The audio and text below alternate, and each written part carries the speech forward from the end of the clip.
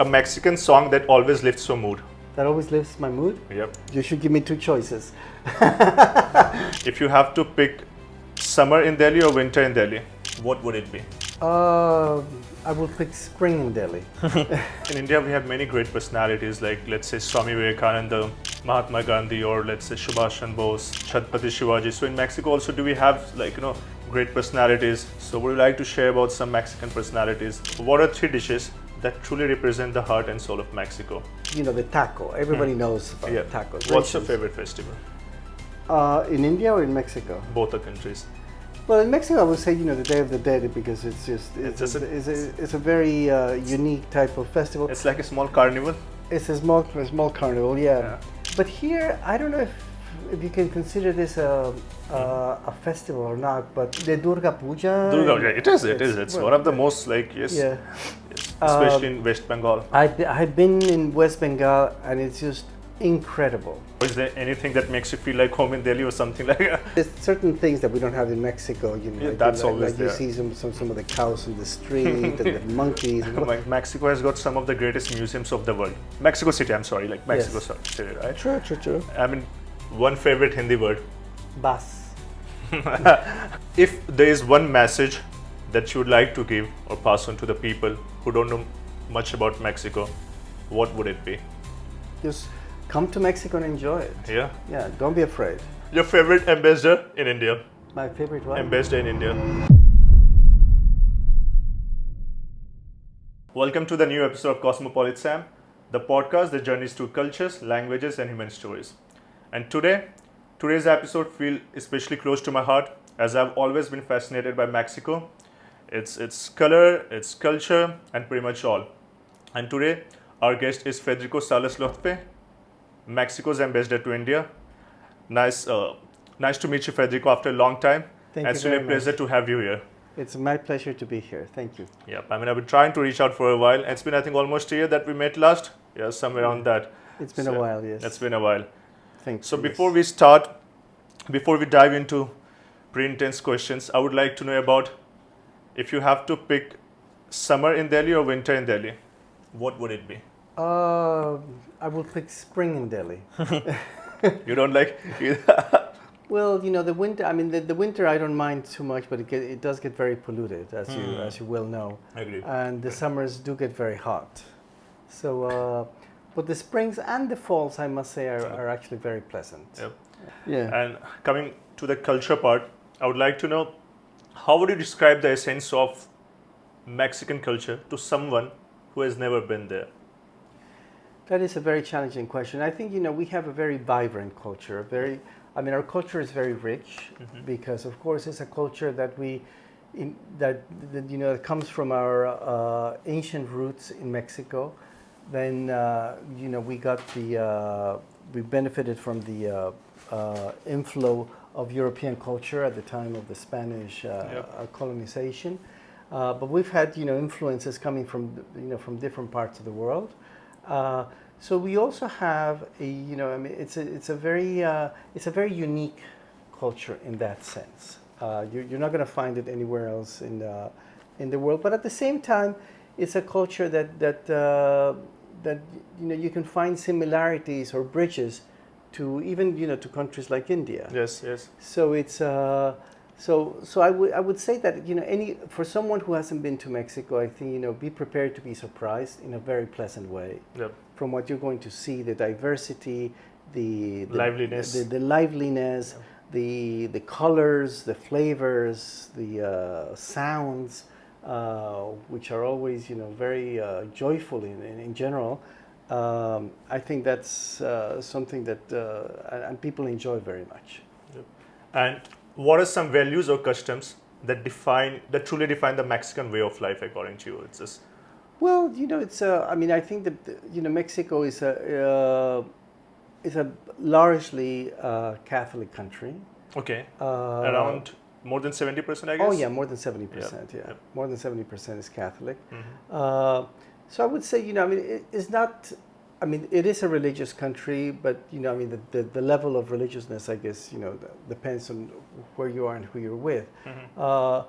but there is that aspect, and being here in India, Yeah. I mean, for me, here in India, I've always been surprised about how everybody, with different degrees of how deeply religious they are, but nevertheless, everybody, believes in something, Yes. and has certain rights, and Yes. they go for a puja here or there, and Yes. that type of thing. In Mexico, we also do that. Okay. It's so I think that's one important aspect. The second one, I think, is a family structure. Very similar to India in the sense that we have strong families, Yes. united families, but not as the way you have it here, which is sort of like the enlarged family, exact families, the grandparents, and everybody their living yep, together and whatnot. We don't have that much in Mexico. But still, there is a close bond. There's a very close bond, and of course that makes an enormous difference because I think having a strong family structure, of course, it's a learning experience for everyone, and it creates a certain solidity in society that many other countries do not have. And which luckily India and Mexico have. Absolutely, So, absolutely. And I would like to know that in India we have many great personalities like, let's say, Swami Vivekananda or Mahatma Gandhi, or let's say Subhash Chandra Bose or Chhatrapati Shivaji. So in Mexico also, do we have great personalities? Like in India we had APJ Abdul Kalam and many more personalities that inspired not only India but pretty much the whole world.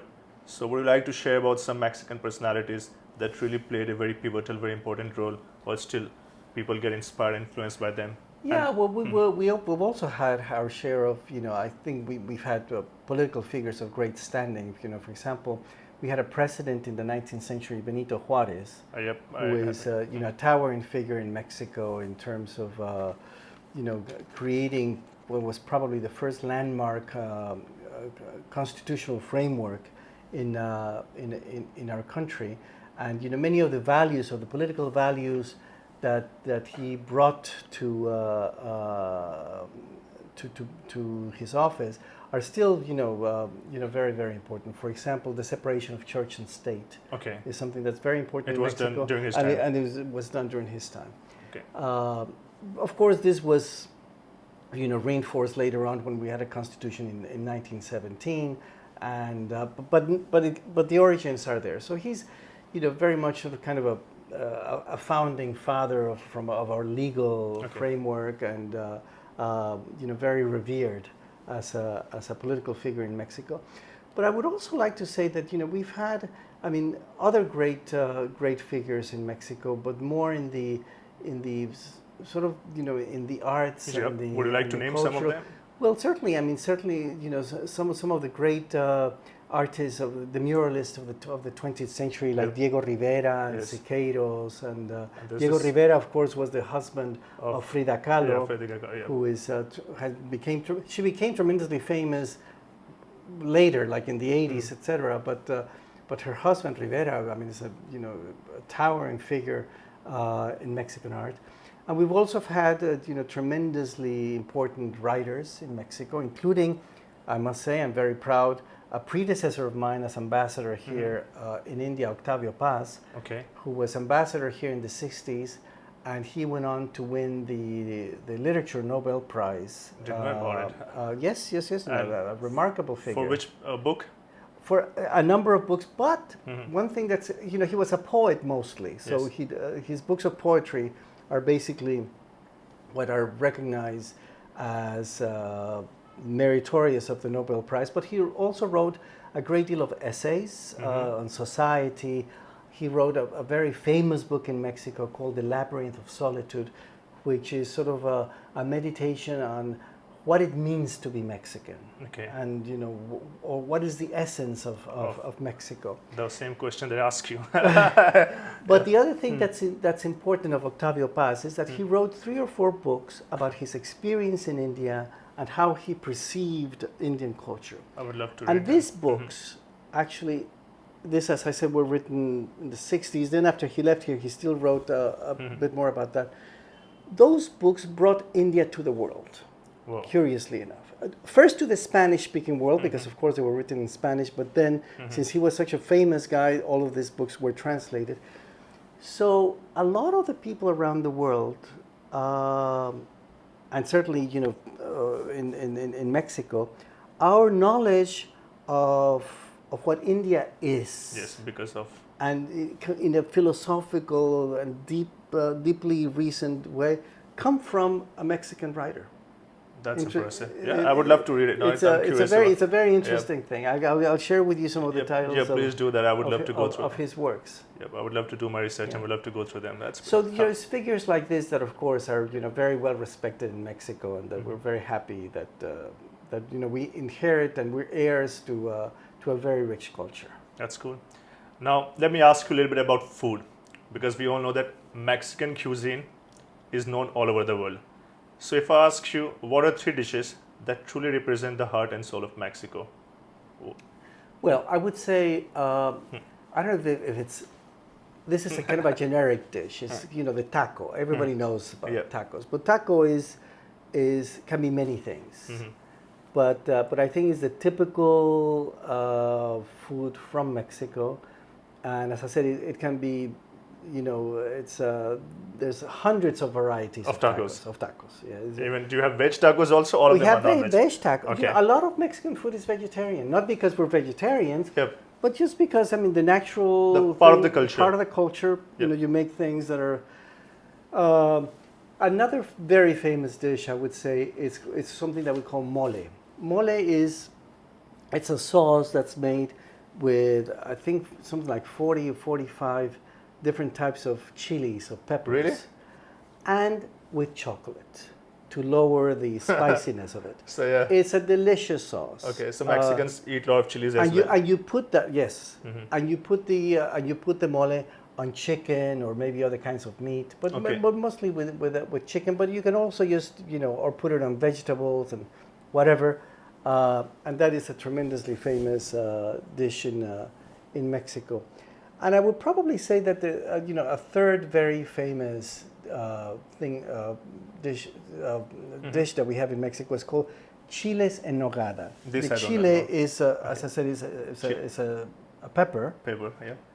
Which is usually a large one that I don't think it exists here in India. Okay.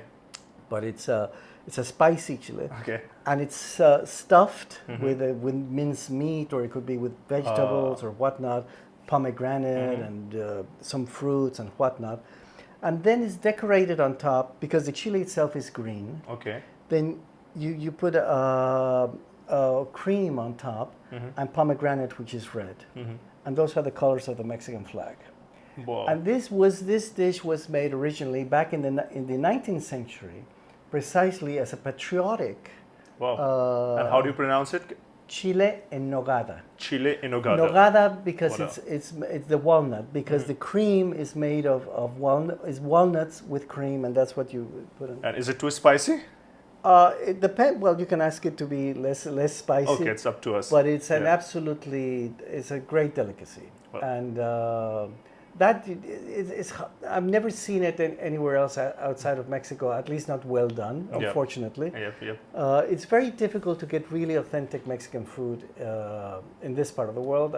We're trying to bring more and more of it here to India. And slowly it's coming. Do you think is there any authentic Mexican restaurant in Delhi? I'm not sure. Well, there's a few. I would say good restaurants that serve Mexican things that there's or close to Mexicans. For example, there's Miss Margarita. Where is it? That has 2 locations. One is in GK2 and another one it just opened in Gurgaon. So they have got great Mexican stuffs. They have good, and also of course they have good drinks. Okay. A lot of tequila cocktails. And while I'm at it, let me say something that I think for us is very important. Tequila, which is we consider it part of our culture, also part of our food. Yep. And I'm very happy to see that everybody here in India is drinking tequila.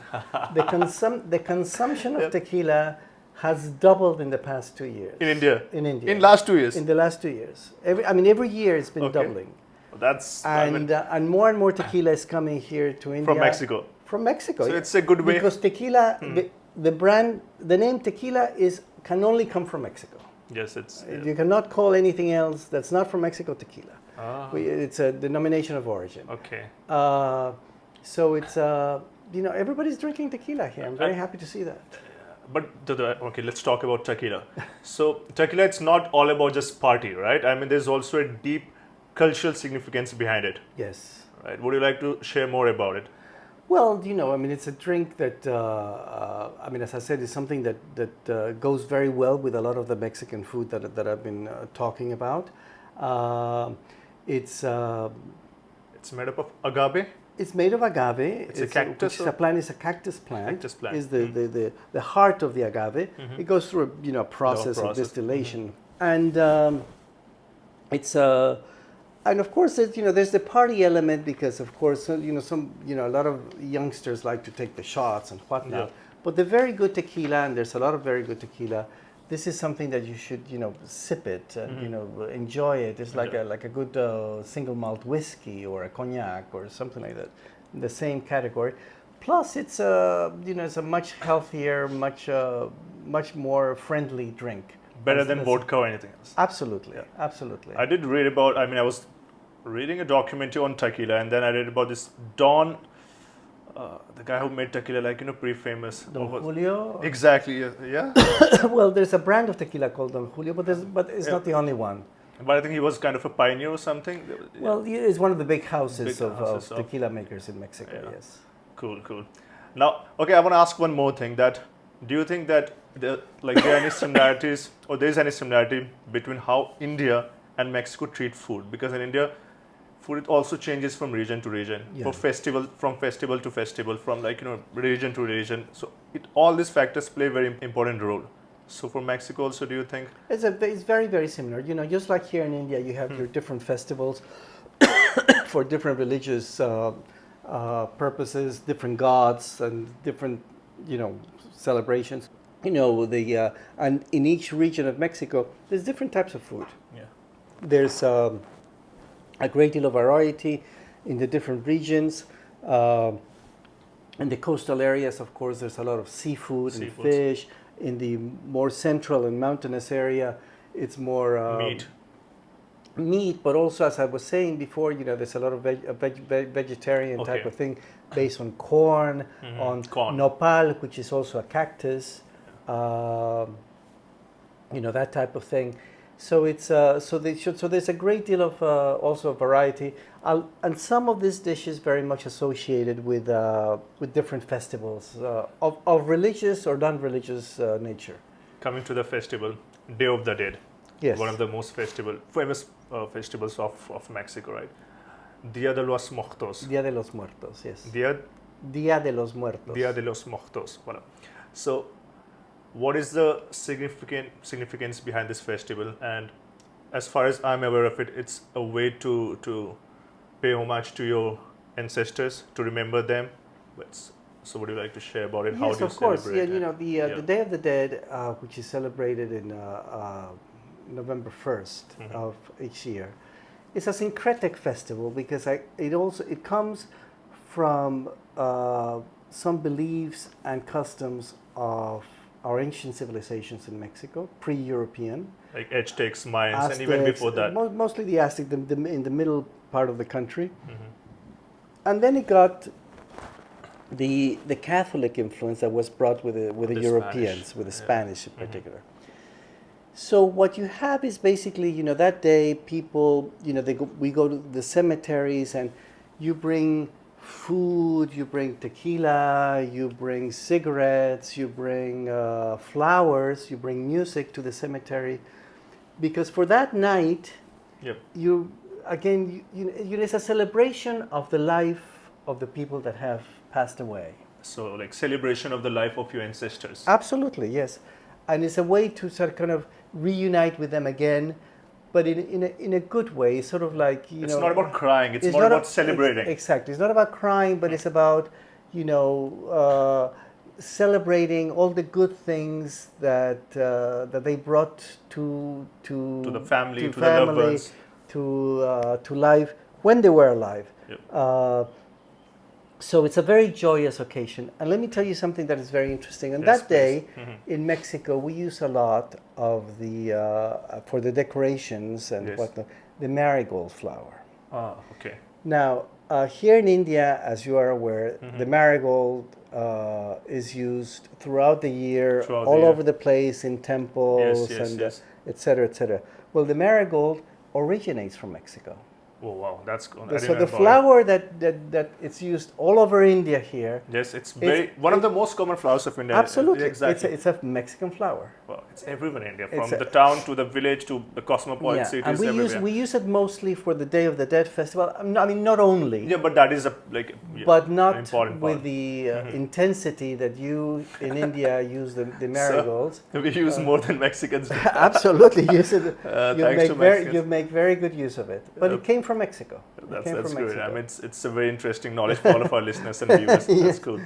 But adding to this, in India also, we do have, I won't term it celebration, but we do also kind of rituals, kind of similar to the other Los Muertos, where we kind of remember our ancestors, our dead ones. Yeah. But our way of celebrations is a bit different. Like, I don't know if you know about it or not. In India also, there's like, deep, I mean, it's pretty important and very significant part of the Hindu community, especially that where they do kind of, in Hindi we call it Shraddh, and it's kind of a remembrance of their ancestors. Yeah, So do you know about it, or do you have I any? know a little bit about it. Yes, Yeah. yes, So yes. do you think is there some kind of similarity, or it just Well, I think in a very general way Yeah. there is a similarity, but it's not celebrated in the same Yeah. way. Exactly. I think in Latin American countries everything is a celebration also in a way, right? Yeah. That they have a different way of seeing things from, Yeah. which is something great. Like I really admire about the Latin American countries, especially Mexico. I would like to know what are the role of the families during the festivals in Mexico, because in India, whenever we celebrate Diwali, Holi, Eid, or Pongal, or any other festival, India like hundreds of festivals, right? Yeah. So family plays a very important role. It's like also just not the celebration of festival, it's also kind of a get together for all the family members, especially during Diwali and Holi and few more. So in also Mexico, do we do the same, or Yeah, well, The- we have a many festivals and celebrations in Mexico where the family comes together. Notably, for example, Christmas or New Year's Eve are very family oriented occasions in Mexico, and there's a few others. As I said, depends on the different regions of the country because there's many different types of celebrations. what's your favorite festival? In India or in Mexico? Both the countries. Well, in Mexico, I would say the Day of the Dead because it's a very unique type of festival. It's like a small carnival. It's a small carnival, yeah. But here, I don't know if you can consider this a festival or not. But Please go ahead. the Durga Puja. Durga Puja, it is. It's well, one of the most yes, Yeah, yes, especially in West Bengal. I've been in West Bengal, and it's just incredible. Wow. I mean, it's just an amazing festival. I mean, what they do, building those pandals Yes, and the yes. whole rituals around it, is just It's mesmerizing. stunning. It's stunning. Yes, yeah, It's an important part of absolutely, absolutely. That's cool. Yeah. And do you have any favorite summer drink, like Here in India, in India? Yes. well, I mean, anything that is refreshing. I mean, there's a lot of course, a lot of fruit juices that one can have here, which Like mango shake. a mango shake or watermelon. And recently, I've discovered this what they call here wood apple. What is it? It's it's a fruit that you have them growing all over the place.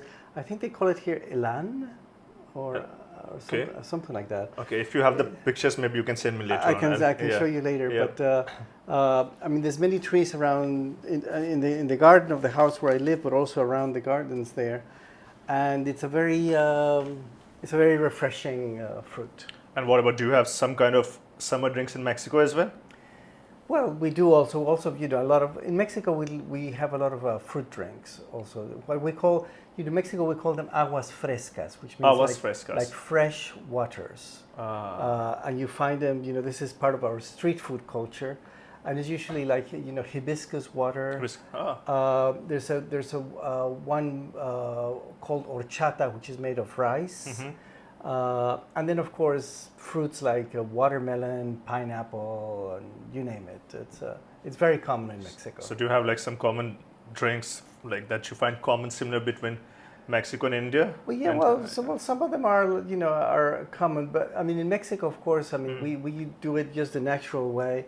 Here in India, they like to put a lot of sugar. which I don't like, to be honest. Yeah, they put sugar and, in everything. and sometimes they also put salt, which I absolutely, I don't know where that idea came from, but it's something that I don't like at all. But there are few. I mean, there are few exceptions as well. Few sweets that are not too sugary. I don't know if you have tried, for example, that coconut.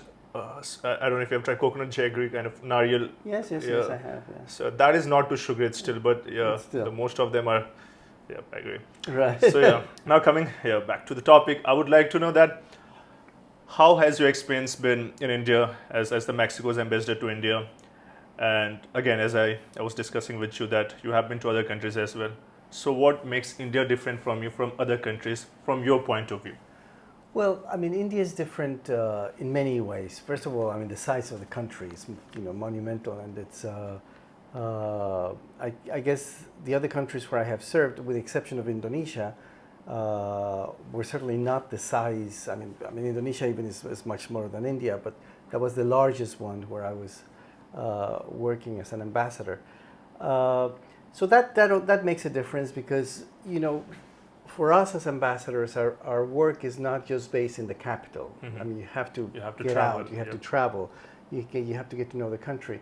So it's a bit challenging here in India, not only because of the size, but also because of the diversity of all types of diversity. So in that sense, it's a bit of a challenge. But it's also been interesting because of the specific time that I have been here. I've been here now 5 years and a half. It's been 5 years? Yes. That's a long time. It is a long time. Yeah. And it's been a period, as you well know, of very rapid changes here.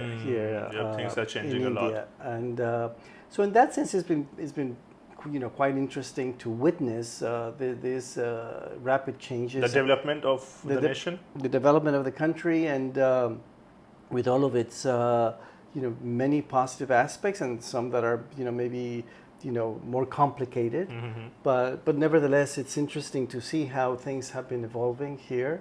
So it's all in all, I think it has been a very rich experience. And what you have seen, as you said, that India has been changing rapidly, right? It's changing pretty much every single day, every single month and year. Yes. So what are some of the major changes that you have noticed and observed 5 years back when you were in India? Yeah. And well, I think there are obvious changes, like the infrastructure of the place, the metro, the airports, the roads, etc. But also you can see it, there's a growing, I would say, like a middle class, probably. In general, people with more, spending capacity. I mean, the growth of malls and luxury items and all of this, things like that. So I mean, that's very obvious that that is taking place. But the other thing which I find quite interesting is also that it's not just the question of the wealth of the people, but also how you have a very dynamic and very interesting development in terms of the young people who are studying, who are very creative, who are very entrepreneurial in the way of what they're doing.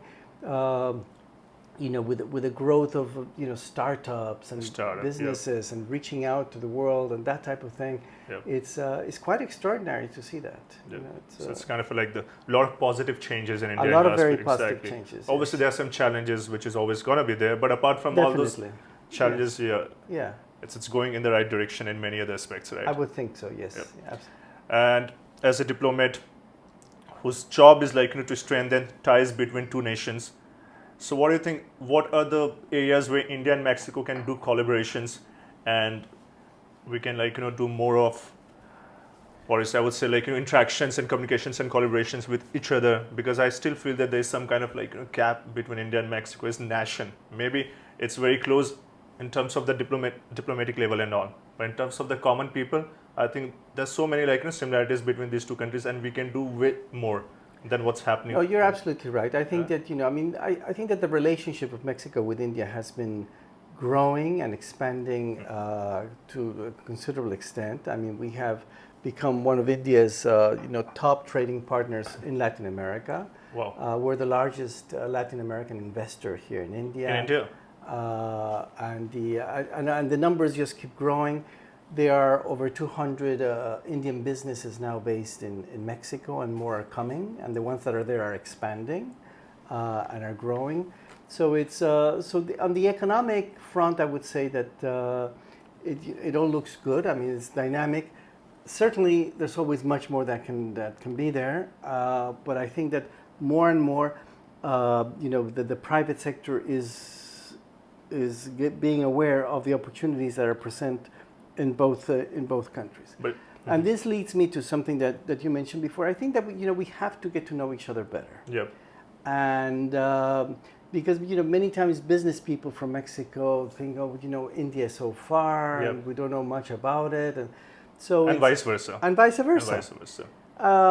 So that it's a question of certainly promoting culture and promoting exchanges of people to people exchanges, academic encounters, that type of thing.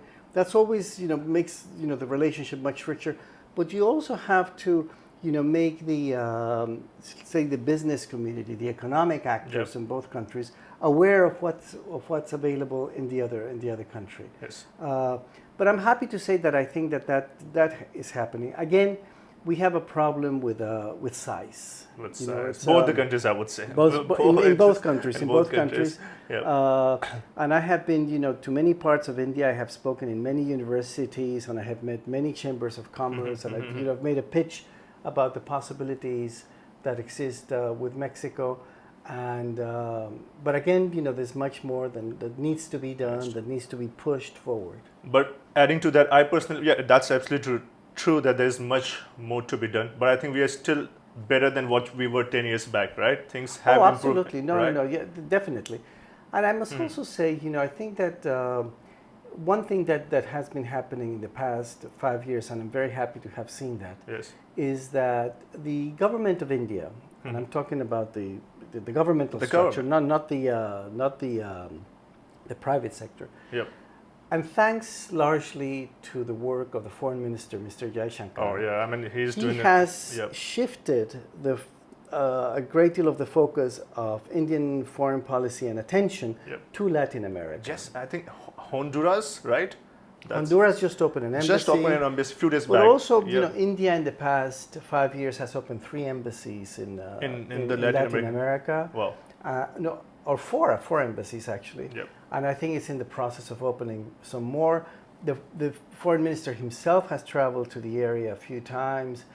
Ministers of state, the president has been there too. I mean, in other words, there's been high-level contacts, which are always very important. Which is very important. Mechanisms of, and just very recently, when there was the Raisina dialogue, but also a conclave, business conclave between Latin America and the Caribbean and India, sponsored by the CII. And where was it? It was here in Delhi. Okay. And we had, I think, it was something like 16 ministerial level delegations came from Latin America here.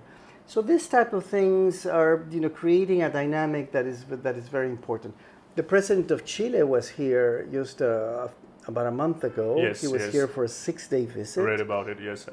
I think the president of Paraguay is coming next week. So I mean, all of this, of course, speaks of a very lively relationship, and a very, I would say, bright future between India and the Latin American countries, and which is very important, I feel, because both the countries have so much to offer for each other. Indeed, yes. Yep. Absolutely. Perfect. Yeah. So now, as you mentioned that you have traveled pretty much all over the country, right? And you have been to many colleges as well. Yes. In India, right? So what do you think about the cultural exchange programs between these two countries, not just in terms of the economy, but even in order to preserve and protect the wildlife, the biodiversity, the forest, because both these countries have pretty diverse and rich wildlife. And it's also, in a way, it's kind of a threat with this globalization and where things are changing so rapidly.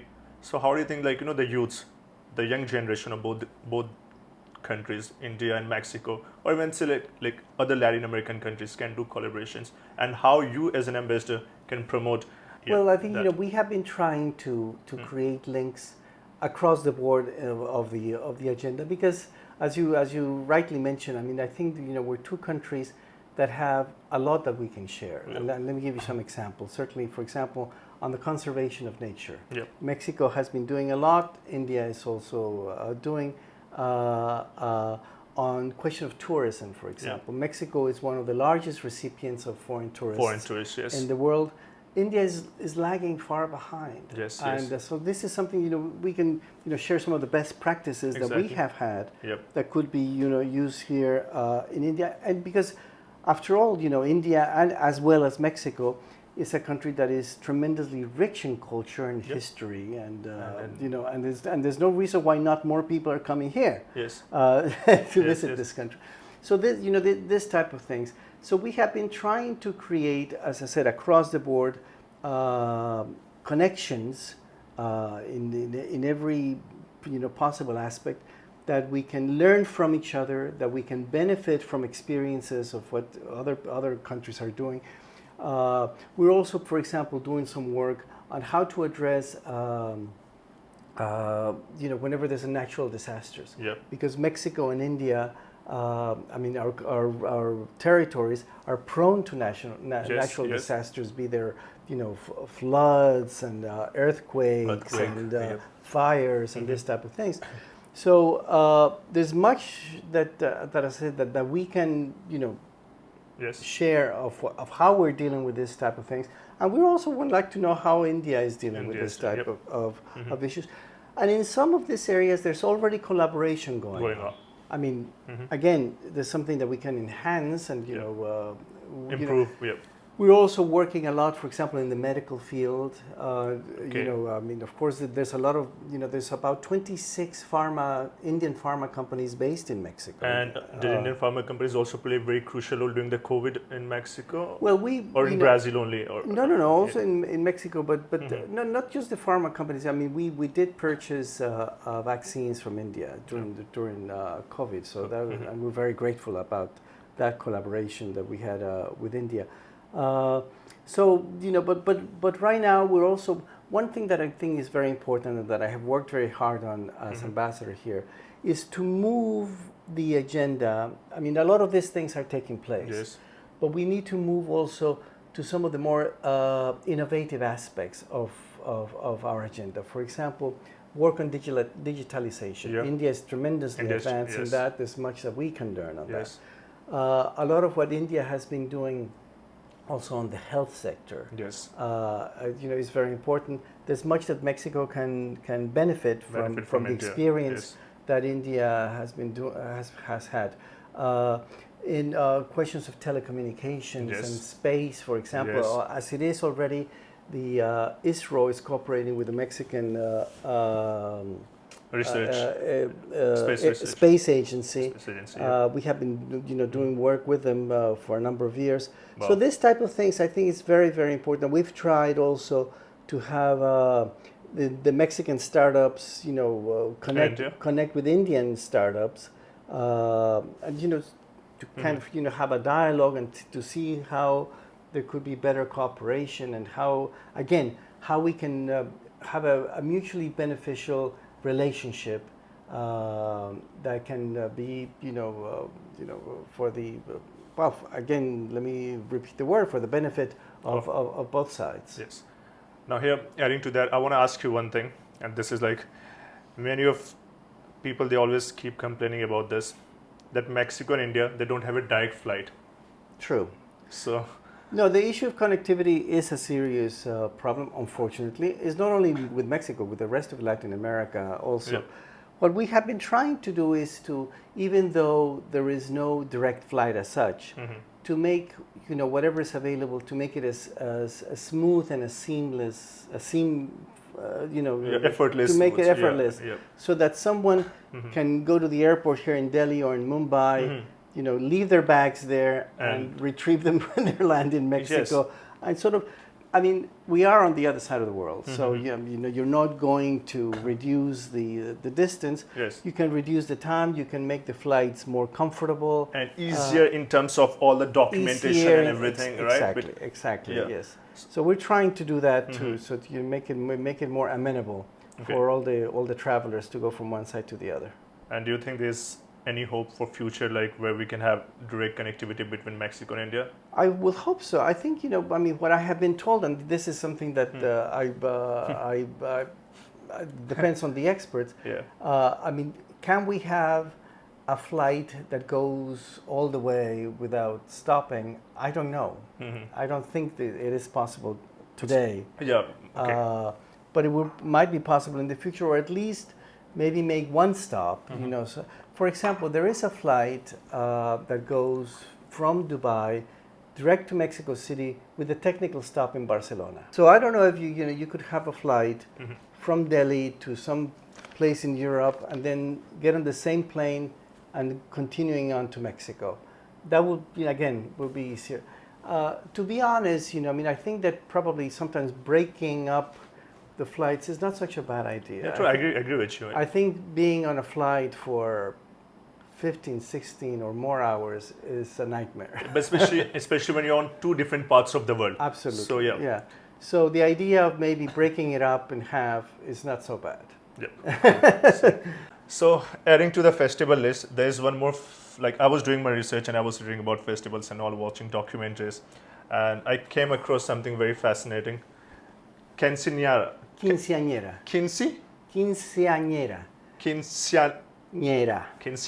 Voilà. Quince means 15. 15. So quinceañera is a woman that turns 15. What is it about? And it's a very big festival, I guess, in Mexico, and some of the families. It is a big thing. I think it probably has lost some traction, especially in urban areas and what. But it's still a significant. And it basically, I mean, I think the origins of it is sort of like women. When they turn 15, it's kind of a rite of passage, sort of like adulthood. Adulthood is like, they're, ready to get married eventually. I mean, they have become a full-fledged woman, and that's how it was conceived.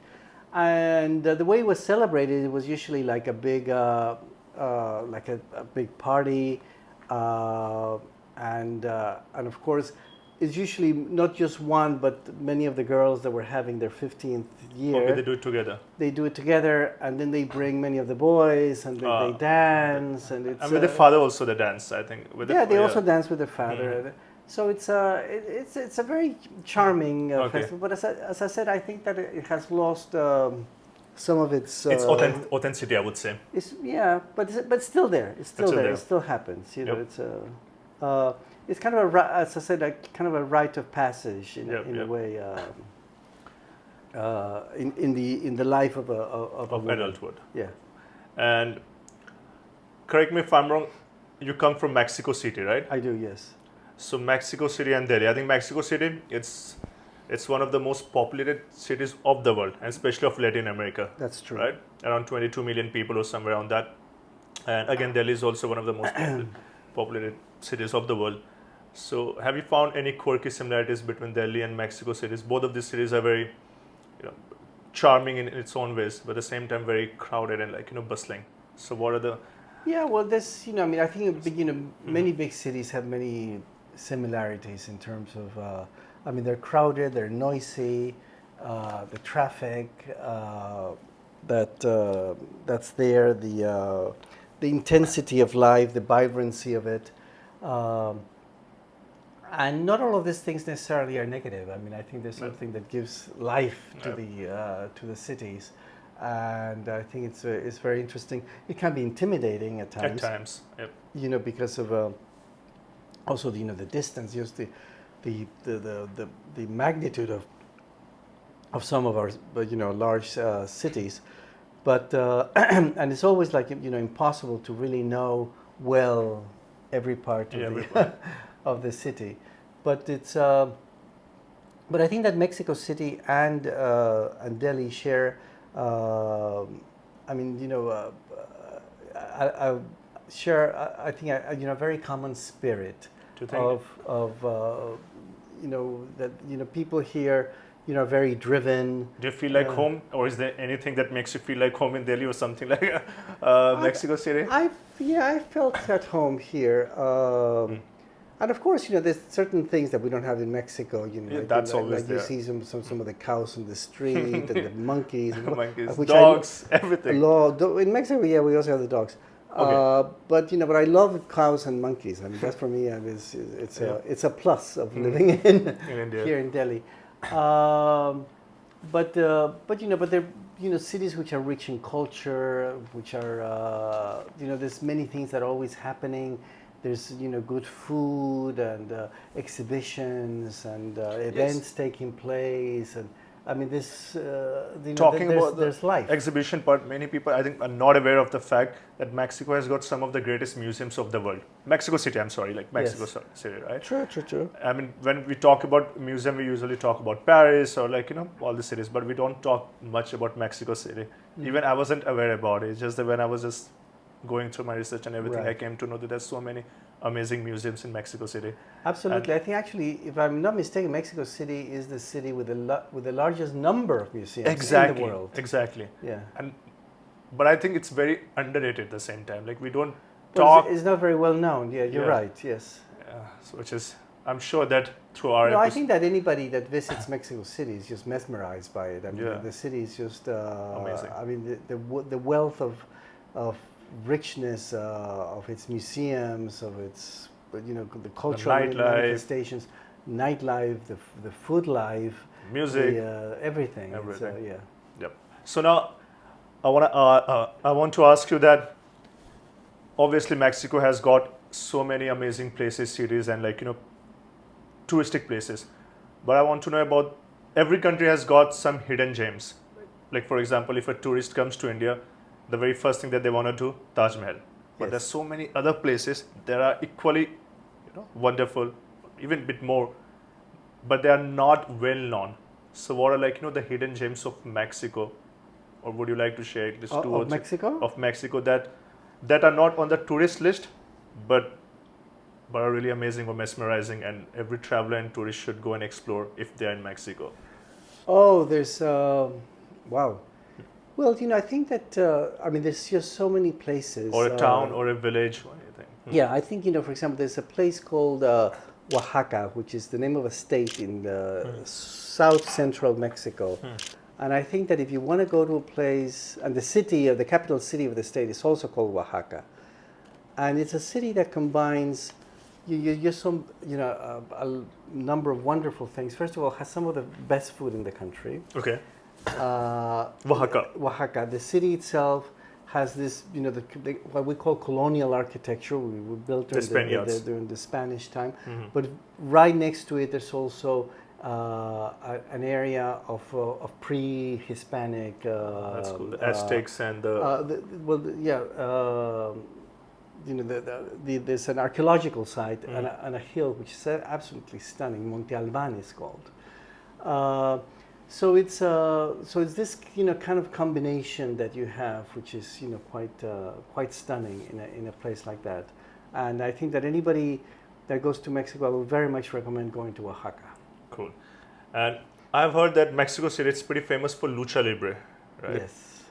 And in India, we also have something similar. I mean, it's a bit different, but yeah, it's kind of similar at the same time, called Kushti. Mm-hmm. You know about it, right? Yes. So have you ever watched a lucha libre match in Mexico City?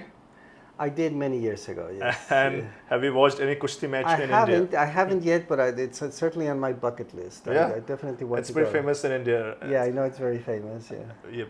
So how was your experience of lucha libre? Well, I think it's interesting because it's not just the lucha, the fight itself that's going on. It's very colorful also. The whole ambiance of the place, how people get so excited. And they wear masks and all. The masks and everything. And all the supporters, they are wearing the mask of their, the fighter is their favorite fighter. Yeah. So probably, one part is what's happening on the stage, if I can call it that, but a lot of it is what's happening with the people that are watching it. It's something that brings people close together as well. It's yeah, a way of celebration also. It's just it not is kind of a fight. celebration. Yeah. It's very common, when we have like town parties or or village celebrations or whatnot. Sometimes they have lucha libre as part of a sideshow type of thing. That's a very intense game. Like it takes a lot of years of practice. Yeah, it's not easy. Yes. Do you have any favorite lucha libre fighter? Any favorite what? Lucha libre fighter? Or you had ever during your younger days? Not really. No. You were not too into it? No. Okay, Yeah. cool. And there's one thing you gotta pick that Indians can learn from Mexicans, so India can learn from Mexico, and vice versa. What would it be? There's one thing, yes, that I would say, but it's probably not all of Indians, but it's something more of northern Indians. Okay, tell me about it. From the Deccan up north. Yeah. Need to smile more. Yeah. People around here are always like so serious and so stern, and I think it's a part of their upbringing also. That also plays. I don't know, but it's like sometimes I mean Just chill and relax. You meet people and you say good morning, and they look at you like they're shocked that you're saying hello to them. And but while in Mexico, if you do that, everybody is smiling, everybody greets each other. Everybody's saying hi. Even if they don't know each other, Just hi, good morning. On the street, Yeah. people will say good morning to each other. Here it doesn't happen. And if someone does it, then people would look at you like, yeah, like what's wrong? wrong? Do I know you? I get it. And what's one Mexican tradition that you always share when you're abroad, or you want to? Or there must be many, I mean, but what's... Well, there's many, but there's one tradition that I like very much that it actually is not very common here in India, for example, which is what we call in Spanish the sobremesa, which basically means that after sobremesa, which means after table. Mm-hmm. Literally, it means that. Okay. What it means is that in Mexico, usually, when you go to a lunch or dinner. Mm-hmm. After you finish eating, people stay on. No, in India we don't do it. In India, you finish and and we finish very quick. Out and go. And we finish also very fast. Yeah. But in Mexico, it's like this can go on for hours. Even if it's a family or I remember Sunday reunions of we would stay. We'd probably start the meal at 2:00 in the afternoon and get off from the table at 8 or 9 at night. Really? You still do it? Yeah, sometimes people say, we still do it, yeah. And it doesn't exist in India, I think. It doesn't happen here. It doesn't happen here. And it's too bad, it should happen. It should happen, I agree because with you. it's so nice, it's relaxed. At least it should happen once in a few months. I mean, exactly, no. You can't do it every day, but it's... Yeah, at least we can do once in a month at least. Right, maybe some Saturday or Sunday. Yeah. And what's your favorite town or city in India? And also, is there any town or city that you would not like to visit again? Maybe because of the weather, because of the people, or food, or XYZ? Here in India? In India. Well, I think it's easier to go with a favorite one. I think one of the favorite parts of India that I visited was Ladakh. Ladakh. Which is because it's so different. Yep. It's so unique. So unique. I've never been anywhere in the world that compares to it. Really? And I just find it stunning. I've been there on 2 occasions. And you've traveled pretty much the whole world. And it's but not the whole world. But I really found that to be, I remember the first time I went there. Let me tell you an anecdote. The Americans had just landed in Mars. The rover. Yeah, the rover. Yep. Which was rolling around and starting. It hadn't just gotten there, but it started sending pictures from Mars back to Earth. And I remember, when I got to Ladakh, I said, now I don't have to go to Mars.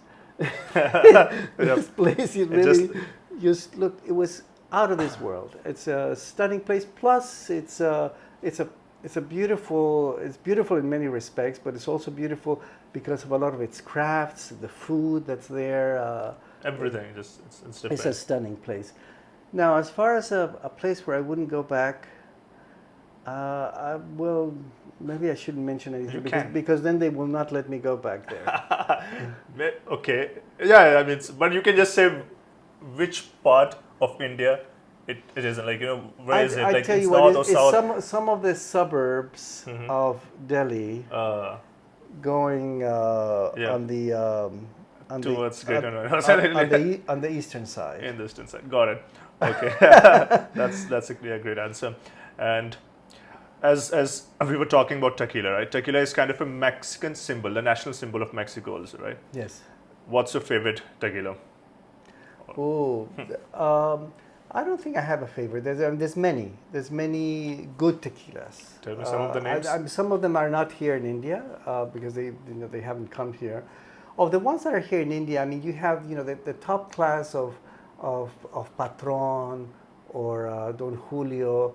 There's a tequila also named by the name of Corralejo that you find here. So we don't get good tequilas in India. No, you do get some good tequilas, but I said, but there's many more that are not here. Okay, got it. And I'm talking about the high-end tequilas of these brands are very, very good. And one of the most iconic sounds of Mexico, it's mariachi music. Yes. Yeah.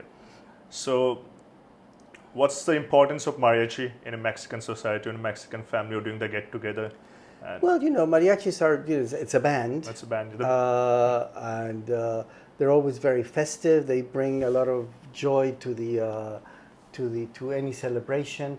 It's, it's loud. Do you like that? And and everybody, sings along, and most Mexicans will know the songs that they're singing, so they sing, whatever they're listening to. So it's it's something that's very close to our hearts. Yeah. Do you have any favorite also, some band or something? Of the mariachi? Well, mariachis is a generic. Okay. Yeah. But they also, I think, some famous, the artist of, there was this song, I think, Desperado, that's also mariachi, right? I think it's a song. It's a song, Desperado, but it's kind of mariachi touch or something, the band, no? I don't know. So it's like a band. It's like a band. The mariachi. It's a band. There's many bands. There are many bands. Hundreds of bands. But what is the music called? The music is mariachi. Mariachi music. Mariachi music. Yeah. So do you have any favorite mariachi music? Oof. Well, yeah, I guess there are. Yeah. Yeah. I mean, I don't know if I can mention any specific one, but there's. But what if someone wants to listen? What would you recommend? There's one called El Rey, the King. The King. Yes. Okay, we'll listen to the King then. Yeah. If there is one message that you would like to give or pass on to the people who don't know much about Mexico, what would it be? Just come to Mexico and enjoy it. Yeah. Yeah. Don't be afraid.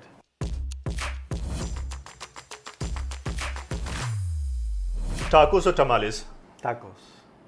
Beach or mountains? Mountains. One favorite Hindi word? Vas. And one favorite Spanish word? Quiero. Quiero. What does it mean? I want. Okay. And sombrero or kurta? Sombrero. And sunrise or sunset? Sunrise. A Mexican song that always lifts your mood? That always lifts my mood? Yep. Oh, goodness. I don't know. You should give me two choices. I don't know. I have to think about that. Okay. And spicy or sweet? Spicy. Spicy. What about mango shake or lassi? Mango lassi. Yeah. Chai or tequila? Tequila for sure. Tequila for sure. And your favorite ambassador in India? My favorite what? Ambassador in India. Ambassador? In India. Oh no, I'm not gonna answer that. Anyway, maybe you have traveled so many countries and all, but you must have made a personality or something that you like. Could be anyone. Yeah. Oh, I've made so many, but someone that that you were like or inspired by, or someone was really. Well, I'll tell you one that was my colleague in the Czech Republic, Minister Jaishankar. Really? He was a colleague at Czech Republic? Yeah, he was the ambassador of India in Prague when I was there. And how many years how many years back? This is like 22, 23 years ago. So you know Jaishankar from last 25 years almost, right? Yeah. 23 years. So it's kind of a good friend of yours. Well, we're friends, yes. That's cool. And perfecto. But you speak French as well, right? How many languages you speak? I speak French, Spanish, English, of course. And I learned a few others of the countries that I lived in. I learned some Czech, some Hebrew, some Indonesian.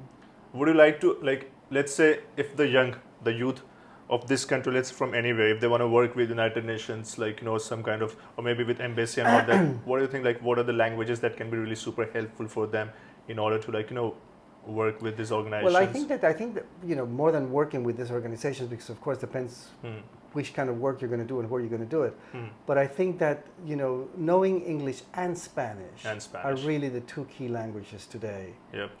Because they're they open up So many. So many countries, so many possibilities.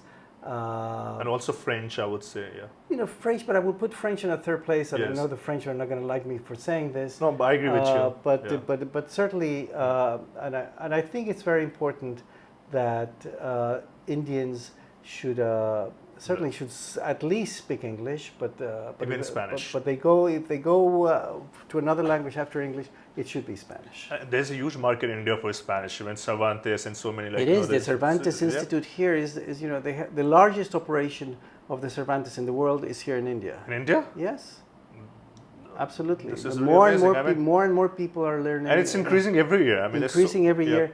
And what is really amazing, I mean, they have a fantastic method of teaching because Mm-hmm. I have met some of the students at the Cervantes that after 6-7 months, you can have a simple conversation with Yes, them in yes, yes. Spanish. In Spanish. It's amazing. Yes, I had many friends study Yeah. there, even few of the teachers whom I Yeah, know. yeah, it's, yeah. it's really amazing. And they do so many cultural events and get together. True. Yep. So thank you so much, Federico. Well, no, thank you very Yeah, much. I do. Thank you so much for spending your time with us with Cosmopolitan. It was really wonderful to have a conversation with you. It was really insightful. And I'm sure that our listeners and viewers are going to enjoy this episode a lot. And everything that you shared in so detail and depth, it was really amazing and wonderful. And I want to say thanks to you again. Thank you very much. And we also have a language school. So if you want to learn any language, whether it's French, Spanish, or Russian, or German, or Italian, you can reach out to us. You can directly ping us through Instagram or the social media platforms like Twitter, Facebook, and all that. So we are pretty much available everywhere. And yes, see you next time. Until then, keep exploring. And yes, we'll try to invite new guests and more guests in coming episodes. Yeah. Thank you so much. And Thanks for thank your you to time. all the listeners. Yep. I hope that you enjoy the conversation that we've just had, and that this will be stimulating for you to learn more about Mexico and about Mexican culture and about Mexicans. And once again, I invite all of you to come to Mexico. Yeah. Until next time, stay kind, stay curious, and keep exploring the world with Cosmopolitan Sam. Yeah. How do you say bye in Spanish? Adios. Adios. Or hasta luego. Hasta luego. Yes. Yep. Thank you. Excellent. Good overall?